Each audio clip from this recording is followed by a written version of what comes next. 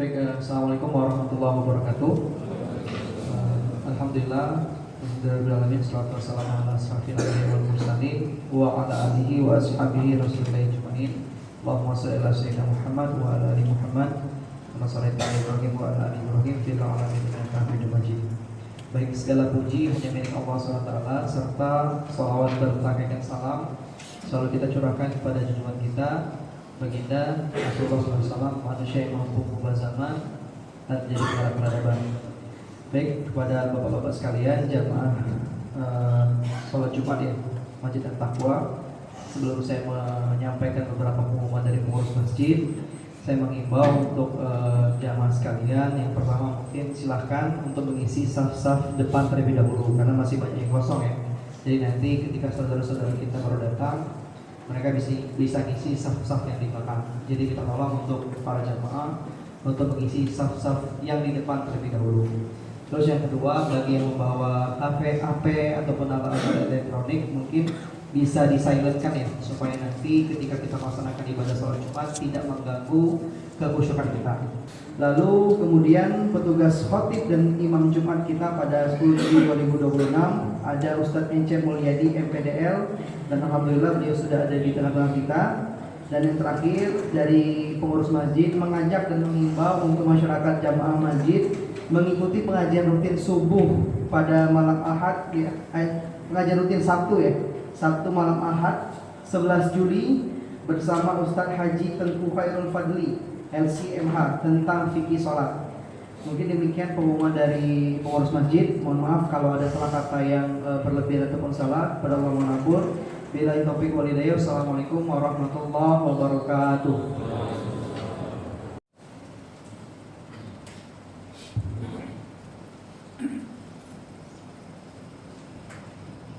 Assalamualaikum warahmatullahi wabarakatuh.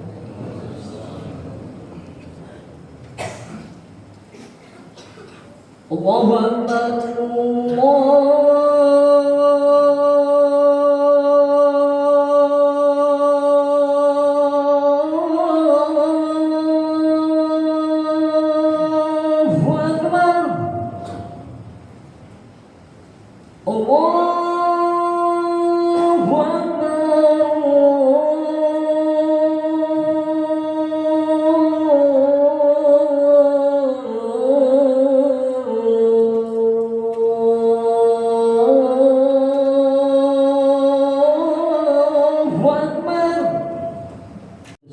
sayyiati a'malina may yahdihillahu fala mudilla lahu wa may yudlil fala hadiya lahu.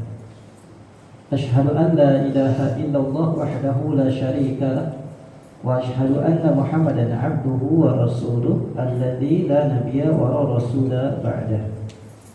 Allahumma shalli wa sallim wa barik ala habibina al-karim nabiyyina wa maulana Muhammadin sallallahu alaihi wasallam wa ala alihi wa ashabihi ajma'in. Amma ba'du, fa ya ibadallah, usikum wa nafsi bittaqwallahi ya ayyuhalladzina amanu taqullaha haqqa tuqatih wa la tamutunna illa wa antum muslimun. Qala ta'ala fil Qur'anil 'azim, a'udzu billahi minasyaitonir rajim, wa qalu lan yadkhulal jannata illa man kana hudan aw nasara tilka amaniyuhum qul hatu burhanakum in kuntum shadiqin bala man aslama wajhahu lillahi wa huwa muhsinu falahu ajruhu 'inda rabbih wala khaufun 'alaihim wala hum yahzanun. Masyarul muslimin, ikhwatul iman, jamaah Jumu'ah rahimakumullah. Bersyukur kepada Allah atas umur, bersyukur kepada Allah atas sehat, bersyukur kepada Allah atas kesempatan. Dengan ketiga hal tersebut kita bisa menjadi hamba-hamba Allah yang beriman, yang bertakwa, yang terbaik. Jika ketiga hal tersebut digunakan, dimanfaatkan dengan sebaik-baiknya, umur, kesehatan, kesempatan. Oleh karena itulah kesempatan kita hanya sekali di dunia, dan tidak ada yang kedua kalinya lagi.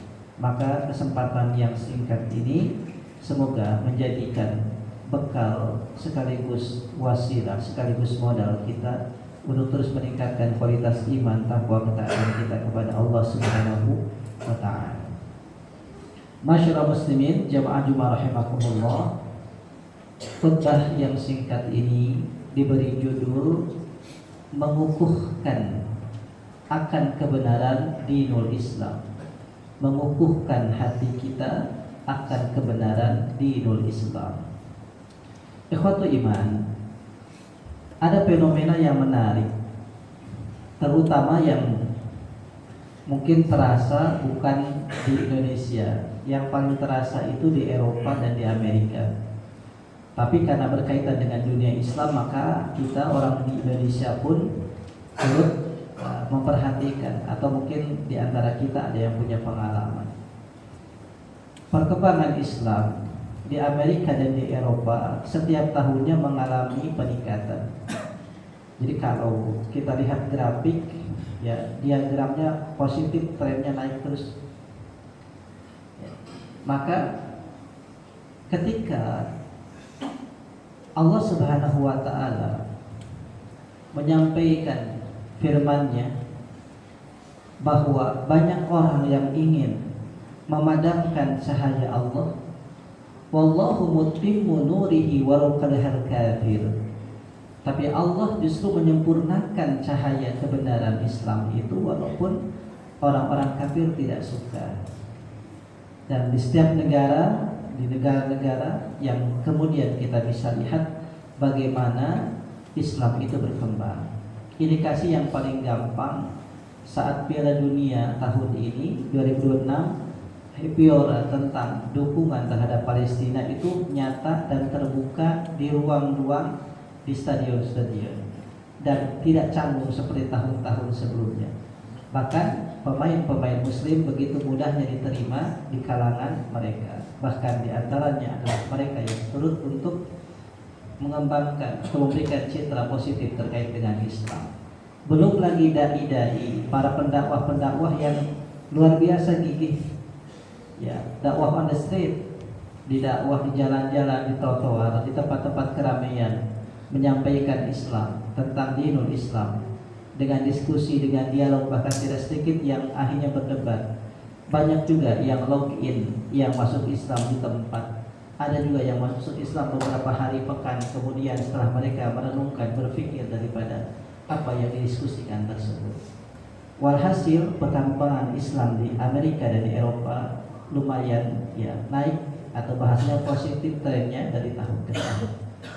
Saya akan bawa kita ke masa di mana dulu di zaman Rasul Shallallahu Alaihi Wasallam, orang-orang Yahudi dan Nasrani begitu gigihnya, begitu semangatnya untuk menyampaikan bahwa agama mereka yang benar. Bahkan bukan hanya agama, tapi terkait dengan surga itu adalah klaim bahwa mereka lah yang berhak mendapatkan surga. Diabadikan dalam Quran surah Al-Baqarah ayat 111. Tadi di Muqaddimah juga disampaikan. Wa qalu, dan mereka berkata, mereka ini Yahudi dan Nasrani, la yadkhulul jannata, tidak akan masuk surga. Mereka mengatakan sangat berani sekali di hadapan kaum muslimin, bahkan di hadapan Nabi, la yadkhulul jannah, tidak akan masuk surga. Berarti dengan demikian Yahudi Nasrani mempercayai adanya surga. Illa, kecuali man kana hudan aw nasara, ia seorang Yahudi atau ia seorang Nasrani. Kalau ayat ini dipotong sampai di situ bahaya. Seolah-olah Al-Quran melegitimasi bahwa benar Yahudi Nasrani. Tapi jangan dipotong sampai di situ. Ya, banyak saya lihat di sosial media orang untuk mengecoh umat Islam main potong-potong ayat. Ya, padahal tidak sampai di situ. Lanjutannya, tilka amaniyuhum. Dijawab oleh Allah, tilka amaniyuhum, itu hanya angan-angan mereka saja. Angan-angan orang Yahudi dan Nasrani saja. Tidak berdasar. Qul hatu burhanakum in kuntum shadiqin. katakanlah kepada mereka itu, datangkan bukti kebenaran kalian jika kalian itu betul apa yang dikatakannya ini satu kebenaran. Yahudi adalah kelompok yang mengatasnamakan mereka adalah pengikut setia Nabi Musa dengan sandarannya Taurat. Nasrani adalah mereka yang mengklaim bahwa mereka pengikut Isa dan sandarannya adalah Injil. Tapi kedua-duanya tidak mengamalkan sepenuhnya atau bahkan tidak mengamalkan yang sebenarnya dari ajaran Taurat, ajaran Musa, dan tidak sebenarnya mengamalkan ajaran Isa ataupun Injil. Maka dijawab oleh Allah Subhanahu wa taala, apakah benar begitu? Jadi dulu di kalangan masyarakat Madinah itu ada 4 kelompok masyarakat berdasarkan keyakinan. Yang pertama adalah kaum muslimin, yang kedua adalah kafir musyrik, yaitu penyembah berhala. Yang ketiga adalah Yahudi, yang keempat Nasrani. Jadi ada 4. Tapi dari keempat ini, dari ketiga misalkan musyrik, kafir musyrik, Yahudi, Nasrani, yang paling ngotot itu adalah Yahudi dan Nasrani. Karena orang-orang musyrik itu tidak punya konsep ajaran, karena mereka gak punya kitab. Mereka hanya meyakini ada kekuatan di patung, ada kekuatan di benda-benda. Mereka gak punya konsep ajaran yang rinci. Tapi Yahudi Nasrani mereka banyak kitab, bahkan mereka menyembunyikan kebenaran-kebenaran. Maka dijawab oleh Allah, gak begitu. Yang layak masuk surga itu bukan Yahudi dan Nasrani. Dijawab di ayat 112-nya,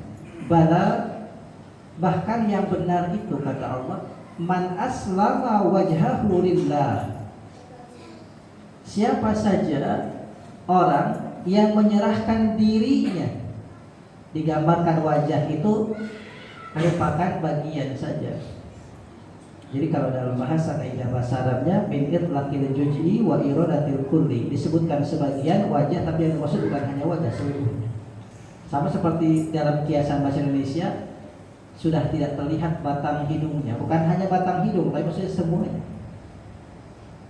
Maka yang pertama kata Allah, yang layak mendapatkan surganya Allah itu adalah man aslama wajhahu lillah, yang menyerahkan dirinya untuk Allah. Artinya aslama itu Allah gunakan kata kerja fi'il madhi yang kalau kita urutkan yaitu aslama yuslimu islaman muslimun, berarti dia Islam, dia muslim. Jadi yang akan masuk surga itu adalah muslim, dikuatkan dengan surah Ali Imran, inna dina indallahil Islam.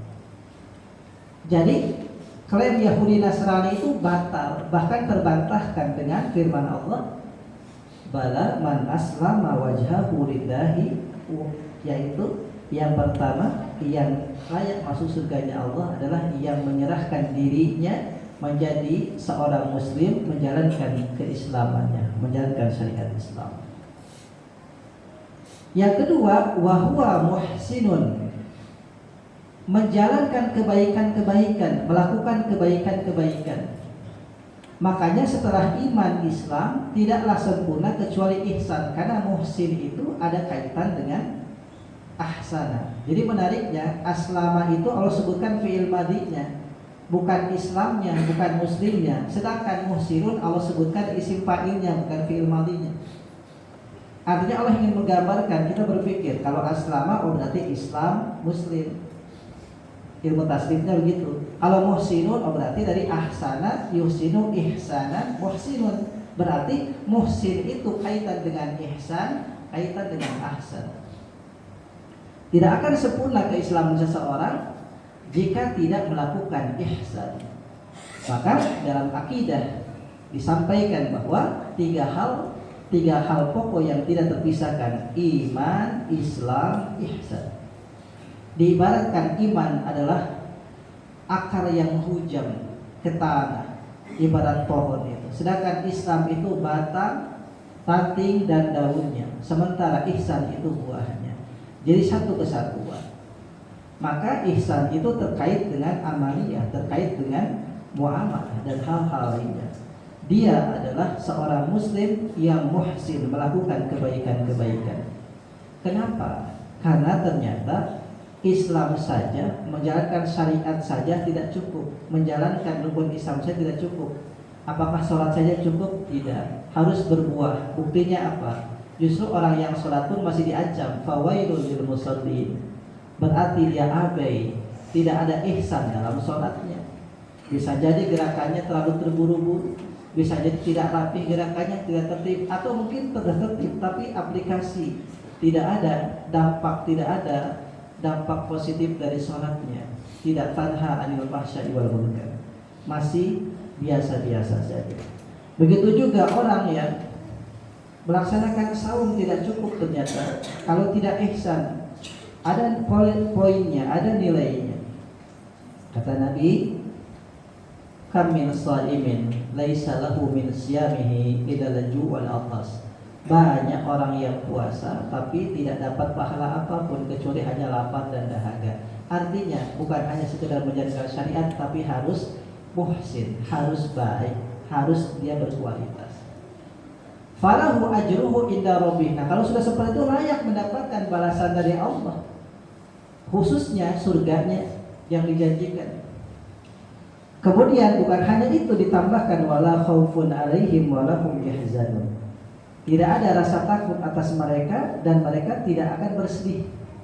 Orang yang sudah iman, Islam, ihsan menyatu di dalam dirinya, gak akan ada rasa takut apapun yang dihadapinya, gimana pun yang terjadi, dan tidak akan bersedih hati. Dan kemudian ulama ada yang menjelaskan bahwa wala khaufun itu di dunia, selalu dia akan mendapatkan kebaikan. Yahzanun itu di akhirat, dia akan pernah menyesal dan merugi. Kenapa? Karena banyak orang yang yahzanun fil akhirah, seperti dalam surah An-Naba, wa qala al-kafiru ya laitani kuntu turaba. Orang-orang kafir nanti di akhirat menyesal dengan berkata, kalau tahu begini akibatnya, kalau tahu dampak kekafiran sebegitu dahsyatnya di akhirat, maka alangkah baiknya kalau dulu aku jadi tanah. Menyesal dan bersedih. Maka ikhwatul iman sekalian, bersyukur kepada Allah atas anugerah iman, Islam, ihsan, akidah Islamiyah yang ada pada diri kita, sekaligus meneguhkan bahwa kita di abad ini, abad 21, begitu banyak tantangan, godaan yang dihadapi umat Islam, secara kasar, secara halus, secara terang-terangan maupun sembunyi-sembunyi. Semoga Allah senantiasa berikan taufik hidayah dan kekuatan untuk kita semua. Amin ya Allah ya Rabbal alamin. Barakallahu li wa lakum. Alhamdulillah wa kafa wassalatu wassalamu ala nabi mustafa wa ala alihi wa ashabihi ala sidqi wal wafa. Asyhadu an la ilaha illallah wahdahu la syarika lah wa asyhadu anna Muhammadan abduhu wa rasuluh alladzi la nabiyya wa rasula ba'dah. Masyarul muslimin wal muslimat, masyarul muslimin jamaah Jumat rahimakumullah. Kita berada di hari Jumat Sayyidul Ayyam. Maka yang paling utama adalah Sayyidul Ayyam ini adalah memperoleh ampunan Allah Subhanahu wa taala. Sebagaimana sabda Rasulullah, bainal jum'ah wal jum'ah kafaratun, atau bainal jum'ah wal jum'ah kafaratun. Jadi di antara Jumat dari satu dengan Jumat lain ada pengampunan dari Allah Subhanahu wa taala. Minimal kita diampuni dari segala dosa-dosa kita dari Jumat yang lalu ke Jumat yang sekarang kita hadapi ini. Semoga senantiasa Allah berikan kebaikan, keberkahan untuk kita. Yang sakit Allah sembuhkan sakitnya, yang hajat ada kebutuhan sedang memberikan ya untuk hal terkait dengan apapun kebaikan-kebaikan, Allah wujudkan kebaikannya, Allah wujudkan cita-citanya, hajatnya. Dan siapapun dari saudara-saudara kita yang diberikan ujian, cobaan, ya segera semoga Allah SWT memberikan kekuatan, memberikan juga ketabahan, dan tentu yakin bahwa setiap apa yang menimpa bagi seorang muslim, khairihi wa syarrihi, baik maupun buruknya, nyaman maupun tidaknya, enak ataupun tidaknya, adalah semata-mata ujian dari Allah atas keimanan kita. Ma'asyiral muslimin jamaah rahimakumullah, kita akhiri dengan sama-sama mohon ampun kepada Allah. Allahumma ighfir lil mu'minina wal mu'minat wal muslimina wal muslimat al-ahya'i minhum wal amwat. Alhamdulillahirabbil alamin. Wassalatu wassalamu ala asyrafil anbiya'i wal mursalin wa ala alihi wa sahbihi ajmain.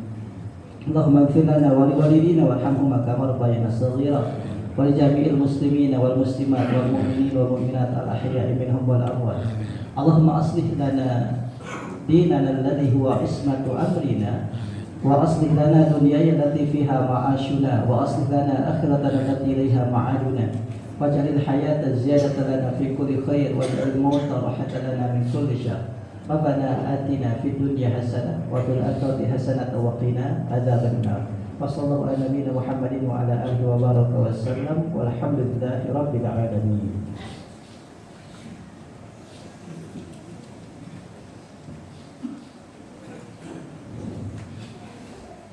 الله أكبر.